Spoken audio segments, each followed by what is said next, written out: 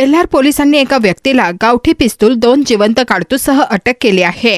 भव्य दवे नामक व्यक्ती विना परवाना पिस्तूल वापरत असल्याची माहिती मिळाली होती। त्यानुसार पेल्हार हॉटेलजवळ सापळा रचून भव्य याला ताब्यात घेतले। त्यावेळी त्याच्याजवळ पिस्तूल आढळून आले आहे। या प्रकरणी पेल्हार पोलीस ठाण्यात गुन्हा दाखल करण्यात आला आहे। ही कारवाई वरिष्ठ पोलीस निरीक्षक जितेंद्र वनकोटी व त्यांच्या टीमने केली आहे।